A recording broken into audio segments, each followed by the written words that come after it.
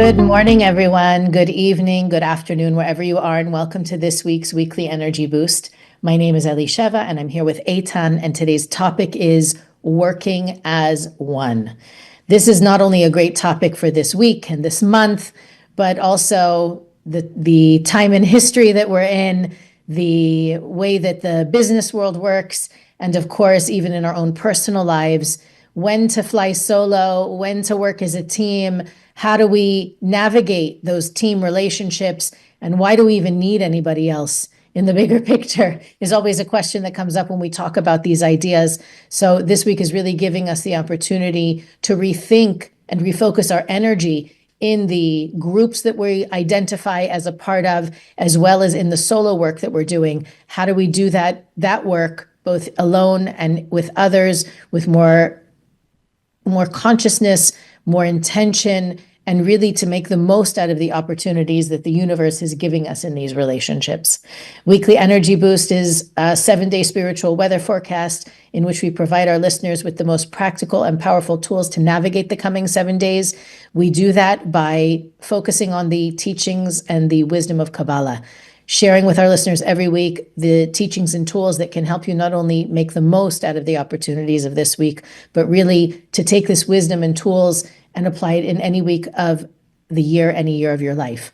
And so as we are now on the second half of the month of Pisces, and we're taking advantage of the heightened sensitivity, empathy, even intuition, we want to better understand how the guidance that we're receiving can help us maximize the potential of our relationships, our business relationships, our family relationships, and really identify what it means to have oneness, togetherness, and unity with the other people in our lives. So Eitan, I know that you have a very excited and passionate about this subject. It's something that we get to talk about a lot at the Kabbalah Centre. What do we want to share with our listeners today? Yes, so we really need to unpack the concept of togetherness, of unity, because it sounds like amazing slogans. Be unified. Let's work all together. We are one. We are one. We are one unified soul, which indeed the basic Kabbalistic principle is we came to this physical world to emulate the spiritual realm. In the spiritual realm, all the angels working together with unity, but at the same time expressing their unique light, unique energy, unique contribution. So in the upper world, the soul, the angels, or our perfected souls, the future that we all will be is already existing. Unity really means working together without losing our individuality, but in this world, it looks like a contradiction. So what does it mean practically in this world to work as a one unified all without losing your individuality? So we'll speak about different topic. I'll start one ways, talking to different entrepreneurs and true leaders.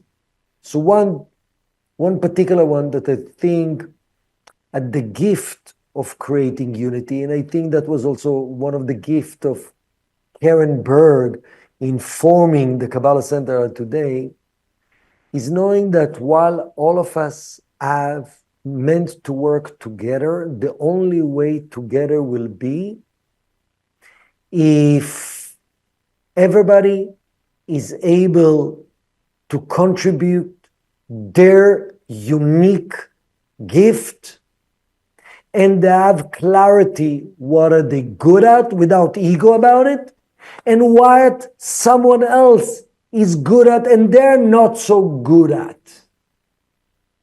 Because every true team, like marriage, like family, like company, like spiritual group, like real friends, if you're really honest without ego, you see the contribution of everybody, the unique contribution of everybody.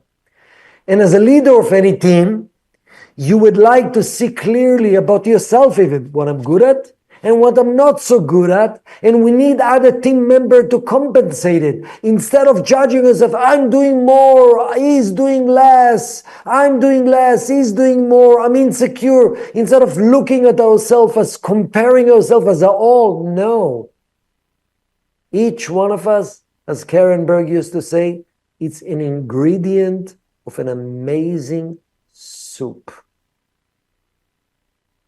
And if you want real impact in this world, it has to be part of a team group.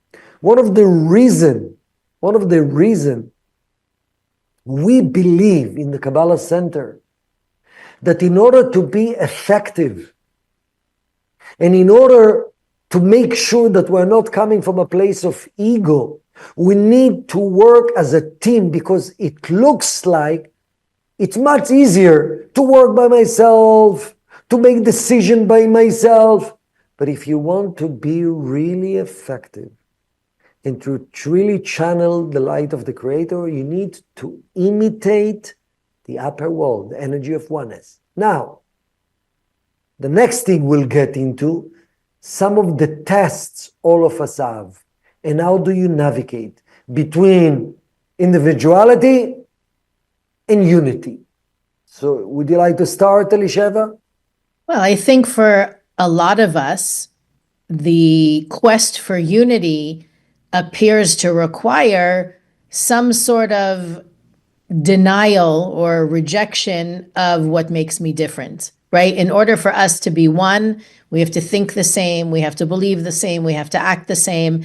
And Kabbalah teaches, right, as you said, I need to come together with other people without losing my own unique individuality, right? What am I good at? What am I not good at? And bringing what I can to the table, not pretending I'm something that I'm not, but also I think the key word when it comes to oneness is circuitry. For me, it's about learning to receive, to give, of course, you're coming together to contribute towards something, even in your family, right? That we're all good at different things and we want to add value and share with the people that we care about. But, I always used to joke that when I met my husband and he's so good with technology and Excel files and I thought, you know what, I'm going to learn from him. I'm going to be really good at Excel files and things like that too. And I can't. And in the beginning, I felt really bad. Like, why don't I get it? Why it looks so simple on the screen, but my brain doesn't work that way. And once I learned to love the fact that my brain doesn't work that way, it works in other ways. And it's really great at other kinds of thinking and creativity. It was easier for me to accept my shortcoming and also to be more, not proud, but more secure, have more strength in the areas that I am uniquely gifted. So I think that part of that perception of, right, I'm here to contribute, I'm also here to receive.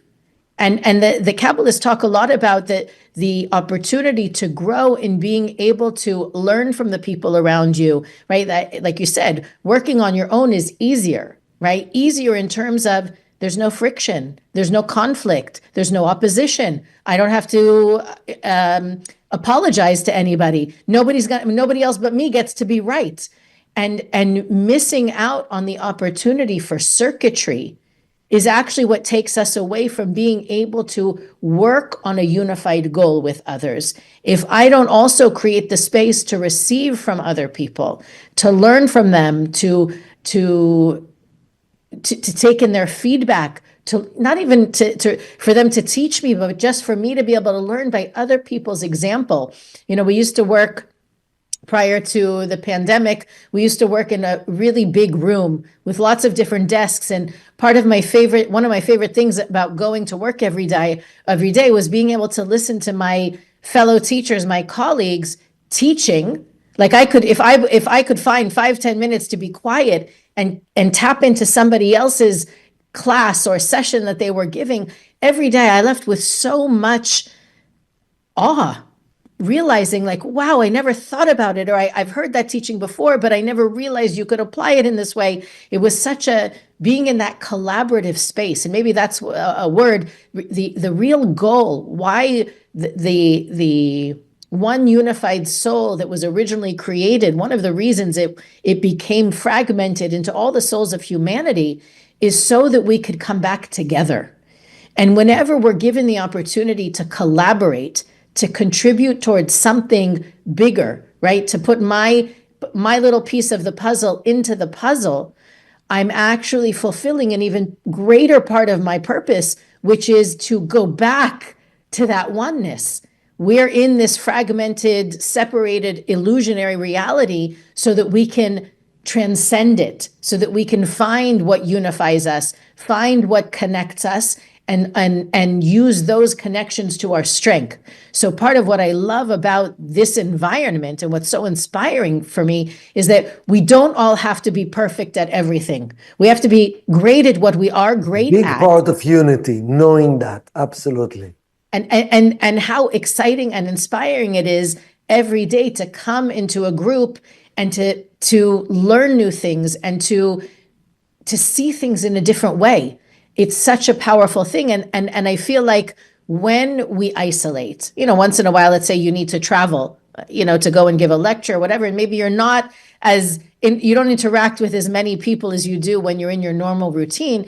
That's missing. I miss the opportunity in those days where I'm by myself more. I'm less surrounded by colleagues to learn from, because I miss not only the feedback loop, but also the inspiration that I get from hearing them all day, or even if it's for 5 minutes here, 10 minutes there. It's such a important part for me of the process, because I know I'm not here personally to do it on my own. That's a tremendous responsibility. I want to combine my efforts and connect them not only to my colleagues, who I think are phenomenal, but also to all of those who came before us, that we're not building it by ourselves, but we're kind of like frosting the cake. The cake was already baked and we need to finish the job. So that for me is always a big focus, or that my North Star is that together we can do anything, but on our own, then we need to kind of question, really, I'm going to do this all by myself? So for me, it's a really important element to the work that we do. Beautiful.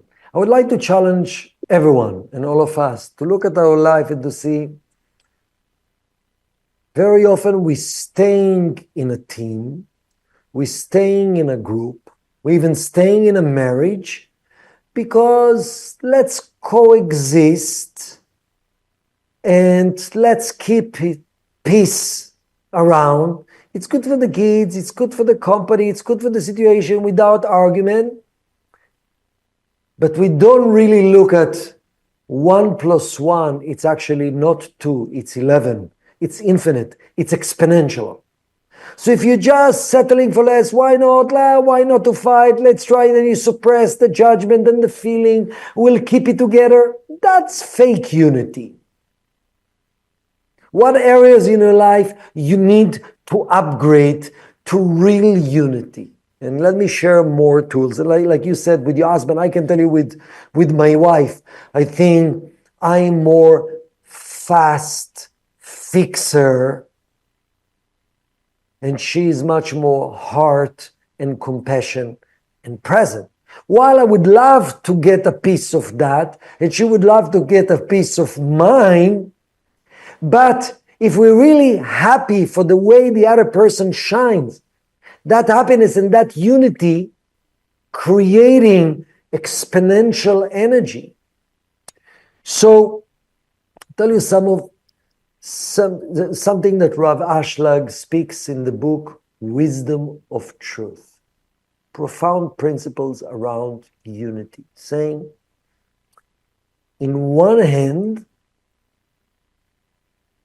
very often, the truth is concealed within the least popular voice, But at the same time, you need eventually, when you make a decision, to follow majority, which is totally opposite. So what does it mean practically? There's a group of 6 people, and you have a little opinion which is contradicting the 6, and even the boss, and even the leader, or even the one who consider. It's important that healthy environment will allow that opinion to be heard. Doesn't mean it's the right opinion. It's the process of sharing opinions. Maybe the boss eventually or the leader will decide eventually what, but the process of allowing individuals to share their point of view doesn't mean it's right, doesn't mean it's wrong. The interaction, the discussion, the disagreement in the process, it's very important for true unity and for true decision to be decided. So here is a contradiction. In one end, yes, when a decision is made, everybody needs to support it without suppressing the feeling and knowing, you know what, that's what the Creator wants, that's what the light wants. But in the process of making decisions, don't run away for not being popular. Make sure to share it not from a victim, not from judgment, not from anger, not from lack.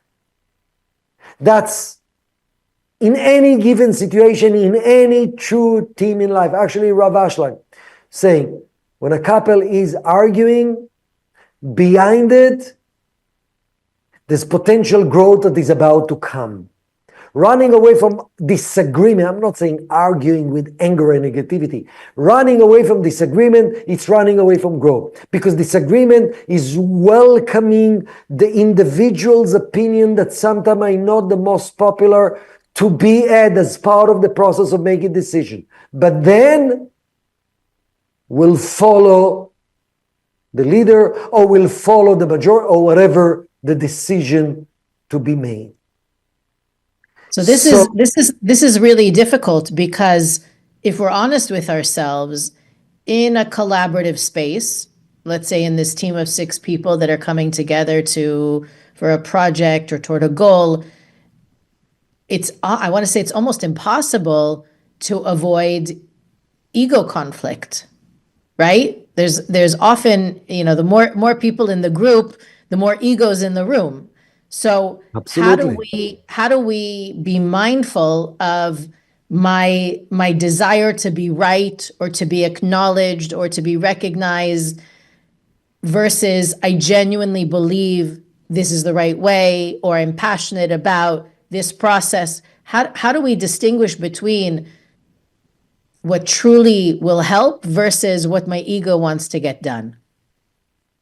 So in a teamwork, one of the typical ego that will be manifested in a teamwork as energy and as thoughts, and then will create a breakdown of the team, is judgment and speaking behind the back of others. Major. I've seen companies that everyone listened to the leader. That particular situation, it didn't create enough space for honest opinions. So people suppressed their feeling. They were afraid. They were afraid to go against the energy and against whatever felt powerful and stream, because they're going to lose their job. So they maintained judgment and they spoke behind the back. So the judgment and speaking behind the back actually are expression of the ego, because the ego is energy of isolation and separation. That's how ego is fed. Ego is fed by isolation. They're bad, I'm good. I'm bad, they're good. Whatever it is. Self-judgment is also ego, because it's isolating myself from capable to be part of a team or part of something good. So, leader or each one of the team needs to find, that's part of the spiritual work. How do I release judgment? And how do I make sure that I'm not speaking behind the bad, which is isolation and judgment? And how do I express? And what if I cannot express my opinion? So what am I doing with my energy that I'm not agreeing? And that's what Rav Ashlag tells us, something very powerful. He's saying, more spiritual the group is, the teams, let's say, of friends that wants to grow spiritually and they want to grow as a team, more internal disagreements they're going to have. Everybody at time will think, I see things better. It has to be my way. And then he's saying, for any healthy environment, you need to have mutual compromises. Mutual compromises. And every time you compromise, you know what? This time it will be your opinion. And it didn't go my way. Don't judge it. Tell yourself, it's opportunity for me to get closer to the energy of one. Because the ego is energy I know.